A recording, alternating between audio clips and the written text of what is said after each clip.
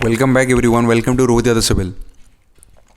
बहुत सारे बच्चों ने बताया कि इनके जो फॉर्म है मतलब 2020 एसएससी जेई और वो किसी न किसी दिक्कतों के कारण या आखिरी के दिन साइट नहीं चली, किसी की पेमेंट 3 से 4 बार हो चुकी है, किसी ने रजिस्ट्रेशन करते हुए उसकी अगर यूनिवर्सिटी वहाँ पे शो नहीं हो रही थी तो उसने कोई और यूनिवर्सिटी गलती से भर दी है।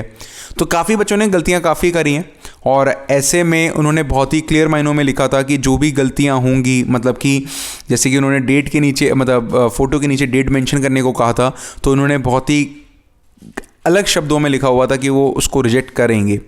ऐसे में देखना ये है और हमें देखना भी चाहिए साथ के साथ, और उनको ये दिखाना भी चाहिए एसएससी को भी कि आप अगर जो चीज़ बोलते हैं तो आप उसको करने में भी डिले कर देते हैं। और इसी के साथ साथ अब तक जितने भी फॉर्म भरे जाते हैं सब में मॉडिफिकेशन लिंक ओपन होता है, सबको मॉडिफिकेशन लिंक मिलता है। तो ऐसा क्या है कि एसएससी नहीं देना चाहता? और एसएससी के अंदर अगर कोई गलतियां हुई हैं, जितने भी बच्चों से हुई हैं, पहले तो वो होनी नहीं चाहिए थी। अगर वो हो चुकी हैं तो उसका एक रास्ता ज़रूर होना चाहिए, क्योंकि इसमें बच्चे का भविष्य ज़रूर जुड़ा हुआ है। बात अभी की इस समय की ये नहीं है कि क्या इसके अंदर गलतियां हैं, क्या इसकी खामियां हैं। आज एक सॉल्यूशन की बात करते हैं एसएससी के लिए।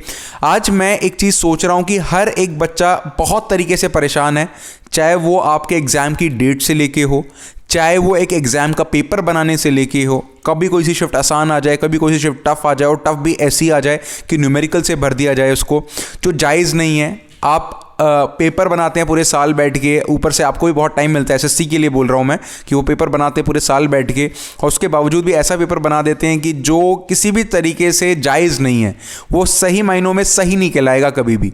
क्योंकि ऐसे में बच्चा पूरे साल मेहनत करता है और उसको उसका जो आउटपुट होता है वो नहीं दिख रहा।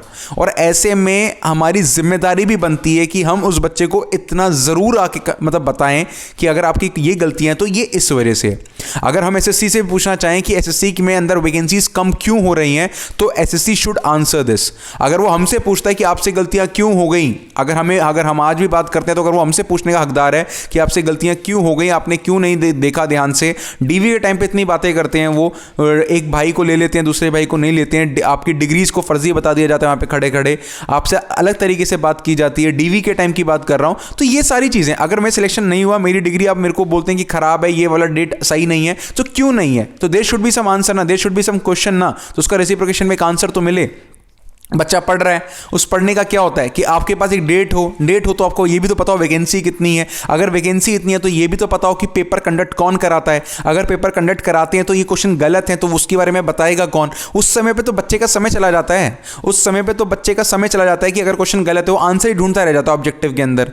मगर ऐसे में कब कोई हमारे बारे में ये सोचे कि आज जो हम जितने सपने पूरे करने के लिए चलते हैं वो सपने हमारे ना होके हमारे घर वालों के सपने हैं, हमारे भाई बहन के सपने हैं, सब हमारी तरफ एक आइडल के तौर पे देखते हैं कि हाँ अगर आज ये लड़का पढ़ जाएगा, आज इस लड़के की नौकरी लग जाएगी तो शायद मेरा घर आज कहीं से कहीं हो सकता है। हर किसी का देखो, हमारे में तो ऐसा हो नहीं सकता कि हम बहुत ही अमीर खानदान से हों और तब जाके हम एसएससी जेई का फॉर्म भर रहे हो। तो हर कोई अपना स्ट्रगल कर रहा है, हर किसी के माँ बाप अपना स्ट्रगल कर रहे हैं और शायद उसी बच्चे को एक ज़रूरत भी है आज एक नौकरी की। तो ऐसे में मैं चाहूँगा एक तरीके से कि आज एक एसएससी के लिए एक पूरी इंडिया के तौर पे मैं चाहूँगा कि एक ऐसी काउंसिल ज़रूर डेवलप हो, यानी कि एक ऐसी पार्टी बने जो बच्चों के हित के लिए काम करे और वो असल मायनों में किसी भी और पार्टी उससे अलग हो। कहने का मतलब है सिर्फ यहाँ पे स्टूडेंट वेलफेयर की बात हो, किसी और पार्टी से कोई लेना देना ना हो।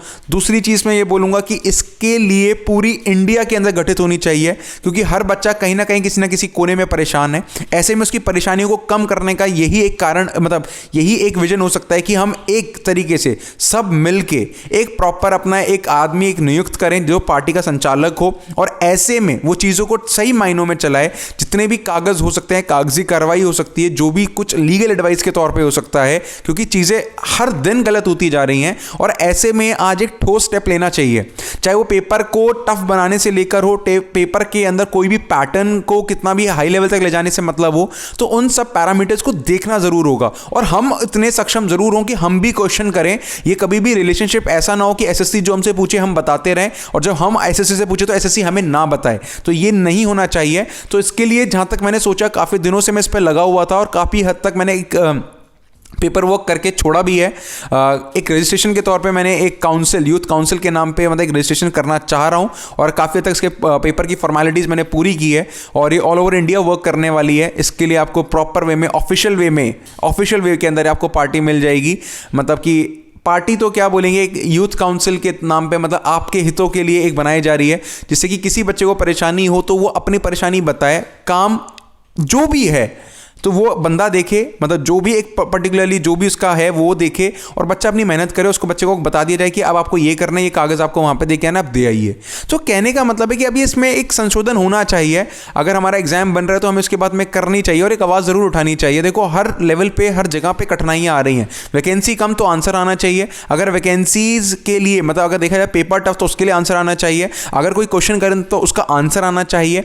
अगर आने वाले टाइम में MES में वैकेंसी नहीं आ रही तो उसका एक आंसर आना चाहिए। तो ये सब चीज़ें हमें मिलेंगी कब, ये सब चीज़ें हमें मिलेंगी कब? इसके लिए हम भी तो लड़ाई करेंगे और उस लड़ाई के लिए ये छोटा सा सोच रहा हूँ। अगर इसमें ज़्यादा लोग हमारे साथ जुड़ते हैं सही तरीके से, अगर आपको सभी को सही लगता है, अगर आप सभी को सही लगेगा अपने हिसाब से तो कमेंट में बता दीजिएगा। तो इस पर कार्रवाई के तौर पे सोचेंगे कि यार इसको एक बड़े तौर पे किया जाए, क्योंकि आनंद फानंद में भागना, लास्ट मोमेंट में भागना हमेशा भारी पड़ जाता है।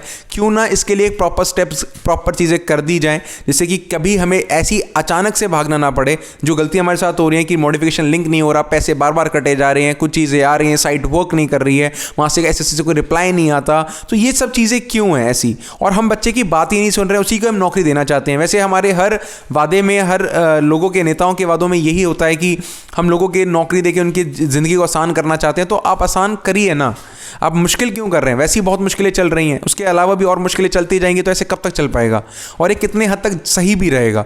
तो मैं जो चीज़ सोची मैंने आपको बताया, मैं इस पर कार्रवाई तो कर रहा हूँ अपने हिसाब से, जितना मेरे से बन सकता है, जितना मैं लोगों से पूछ के इस पर आगे जा सकता हूँ। और ये एकदम बिल्कुल कानूनी तरीके से चलेंगे। इसमें ऐसा नहीं होगा कि इसमें कुछ भी ऐसा बैकआउट हो। और कभी भी सही तरीके से चलने का मतलब है कि प्रॉपर वे में हर पैरामीटर को देखा जाए और आखिरी दिनों में ना भागा जाए।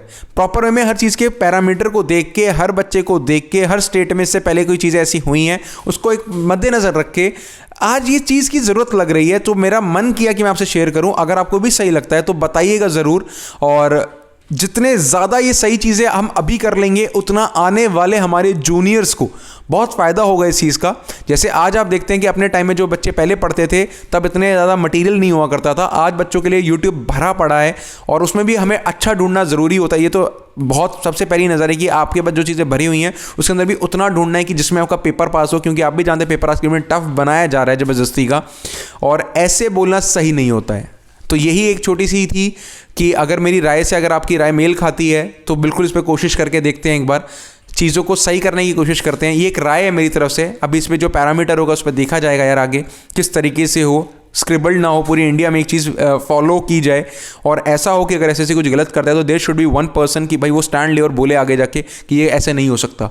तो सब आए साथ, अगर पॉसिबल है, अगर आपको लगता है कि सही चीज़ है, आप भी अगर उस आप बीती में रहें अब तक SSC के सामने, तो इस चीज़ पे एक पैरामीटर पे देखते हैं यार कैसे हो पाता है। अपनी राय बताइएगा जिस भी तरीके से आपको लगता है। Thank you so much everyone and do follow it, do share it यार। जितने ज़्यादा लोगों में जाएगी बात उतना ज़्यादा अच्छा रहेगा। अब आप सब एक बार भी वीडियो को शेयर कर देंगे तो वो बहुत ज़्यादा होगा। तो ये एक सही राय होगी, हर तरीके से एक सही पैरामीटर होगा जहाँ पे हम चीज़ों को ठीक करें। Thank you so much. This is the solution from my side.